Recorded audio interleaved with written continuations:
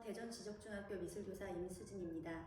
저는 오늘 이 발표에서 Love Myself 생명 존중 프로젝트라는 수업을 소개하려고 합니다. 발표는 수업의 의도, 수업의 개요, 교수학습의 진행, 그리고 선생님 팁, 수업의 성과 및 성찰의 순서로 발표를 하도록 하겠습니다.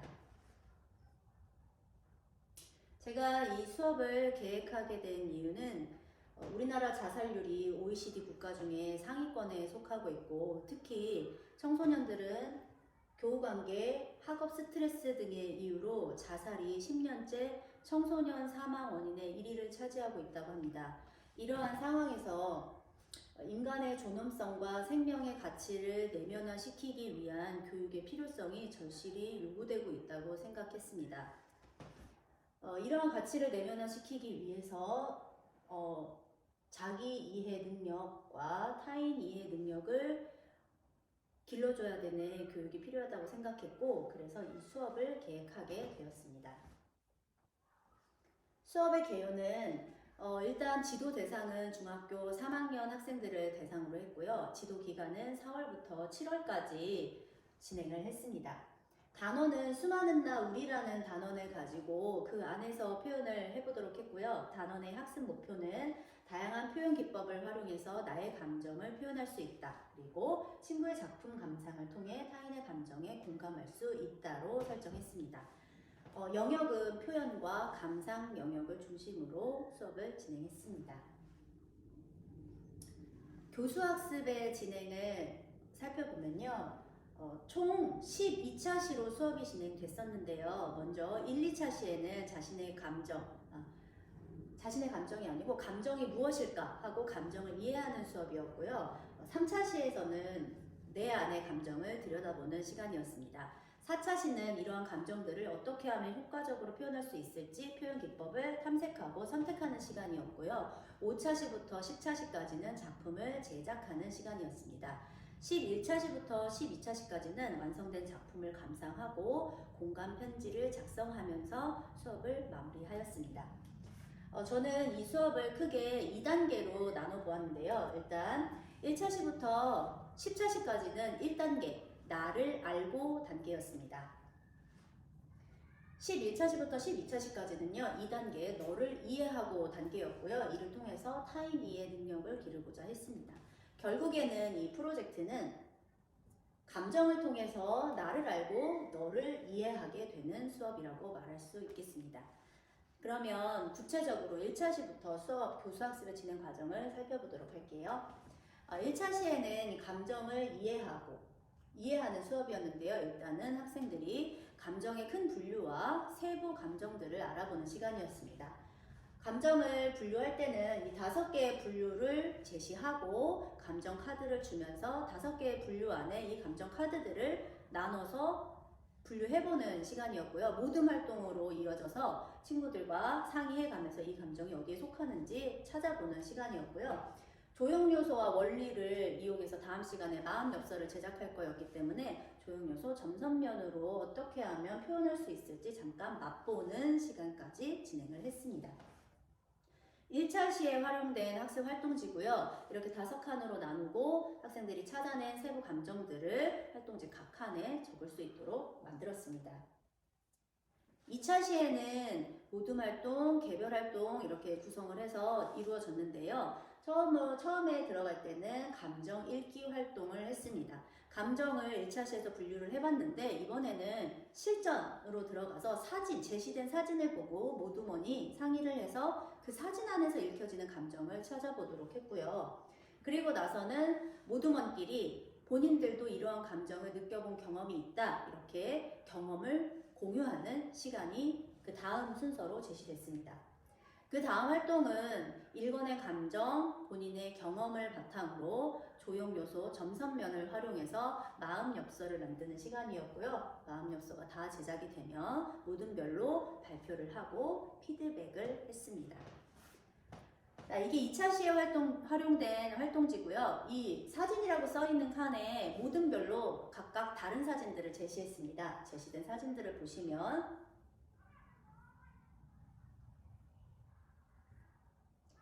이렇게 다양한 사진들을 제시했고요. 학생들은 이 사진을 보면서 감정을 찾아보고 감정을 느꼈던 경험을 공유했습니다. 자, 2차 시 수업 결과물과 학습 활동 장면인데요. 아까 전에 보여드렸던 그런 사진들을 보고 학생들이 찾아낸 감정들을 이렇게 마음 엽서로 표현했습니다. 분노를 찾아내고 학생들이 어울리는 색깔, 점선면으로 표현한 것이고요. 기쁨이라는 감정을 찾아내고 표현한 것이었습니다. 공허함이라는 감정을 표현했고요. 당혹스러운이라는 감정을 읽으면서 이렇게 표현을 했습니다. 학생들이 사진을 보면서 모듬장이 발표하는 내용이었고요. 아래 장면은 활동지를 보고 감정이 적힌 카드를 보면서 여기에 맞는 읽혀지는 감정들을 찾아보는 시간이었습니다. 장면입니다.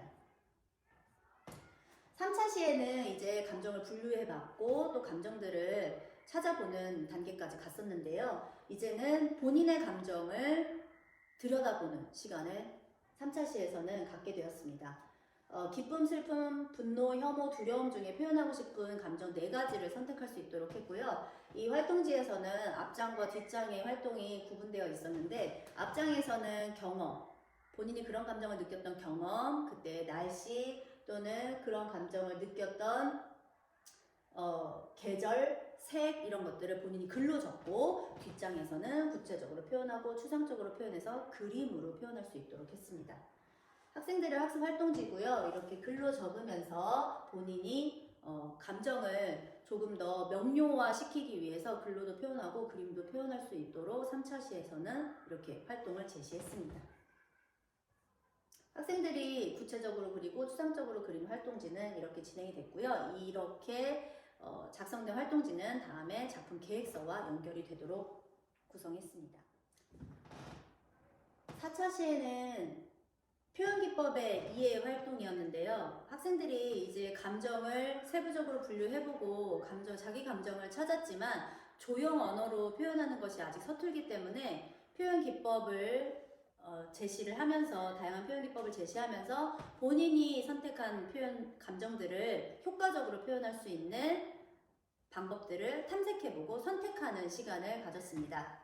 마블링, 프로타주, 스크래치, 모자이크, 콜라주, 물감 번지기, 뿌리기 등의 기법들을 학생들에게 알려주었고 모두 실습을 해볼 수 있는 시간은 없었기 때문에 제가 미리 시범 영상을 제작해서 학생들에게 보여주면서 설명을 했고요. 그리고 한 가지 마블링 같은 경우는 한 번도 해보지 못한 친구들이 많아서 마블링 하나는 실습을 했습니다.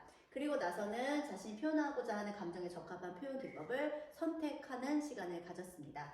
이 시범 영상은 여기 아래에 화면에 이렇게 틀어지고 있는데요. 이런 식으로 제시를 해서 학생들의 이해를 돕는 활동이었습니다.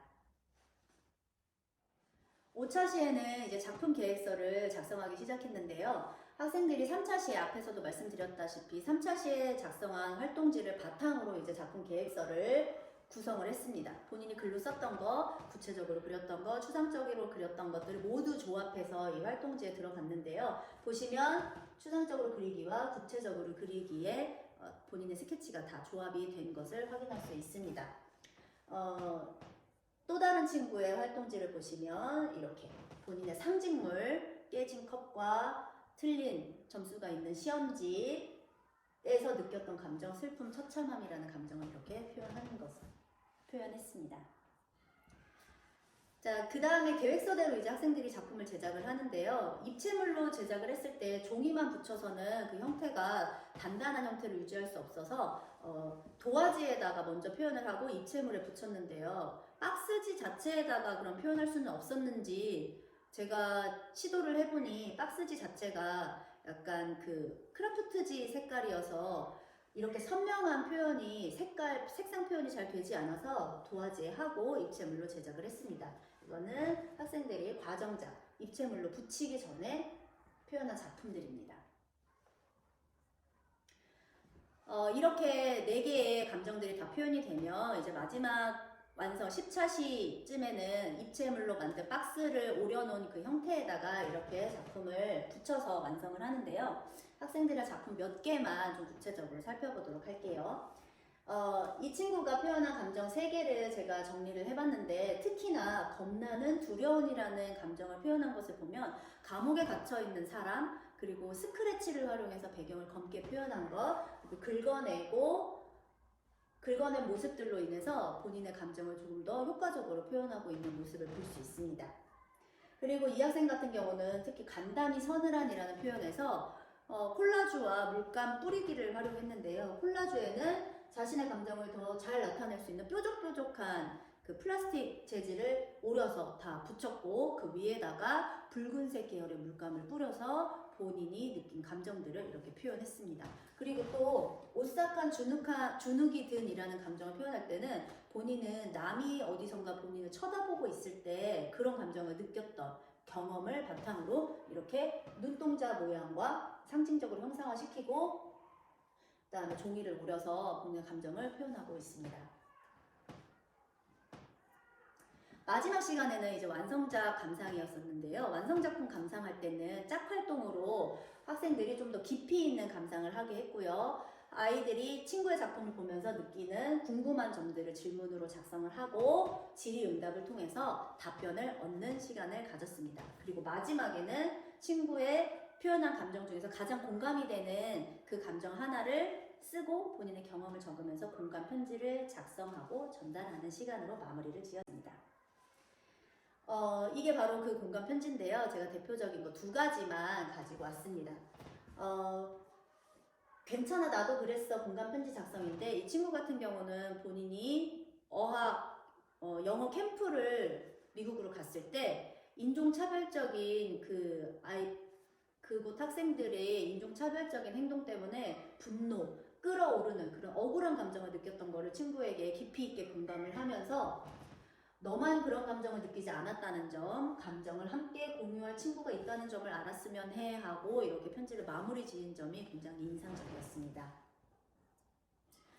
선생님 팁을 간단하게 2가지만 알려드리면, 이 두상의 형태는 박스지를 활용을 했는데요. 이 박스지는 한 겹 골보다 두꺼운 2겹의 이비골을 활용했고요. 사이즈는 A1 사이즈, 그리고 두께는 3mm 정도 돼야지 조금 더 탄탄한 형태를 만들 수가 있더라고요. 조금 더 얇은 걸 써봤는데, 얇은 아이들은 붙이거나 십자로 교차했을 때 형태가 틀어지는 모습을 확인해서 제가 3mm의 박스지를 활용을 했습니다. 그리고 이렇게 측면과 정면의 모습들을 교차한 형태로 입체를 제작을 했고요. 두상의 형태는 제가 비포 사이즈로 아이들에게 출력을 해서 뽑아주고 그거를 오려서 형태를 만들도록 했습니다. 감정 카드는 그로그 카드 중에 감정 카드에 써있는 그 감정의 내용들을 제가 참고해서 응용을 했고요. 분류는 이 논문에서 참고를 했는데요. 이 분류 밑에도 세부 감정 표현들이 있지만 조금 더 구체적인 감정을 아이들이 썼으면 좋겠어서 그로그 카드를 활용을 했습니다. 마지막으로 수업의 성과 및 성차를 말씀드리겠습니다. 괜찮아 나도 그랬어. 진짜? 그래? 너도 그랬어? 나만 그런 줄 알았는데, 아이들이 공감편지를 작성하면서 가장 많이 했던 말이거든요.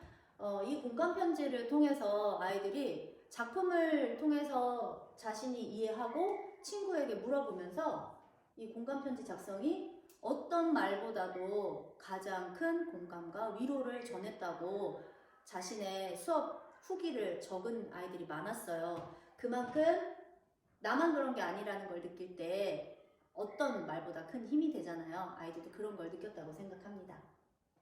결국에는 이 수업은 나를 인정하며, 즉 내 안의 감정을 있는 그대로 받아들이면서 나를 인정한 사람은 나를 사랑할 수 있고, 또 나를 사랑하는 사람이어야지 타인도 사랑할 수 있다라는 것을 아이들에게 알려주고 그런 교육적인 기회를 제공하는 수업이었고요.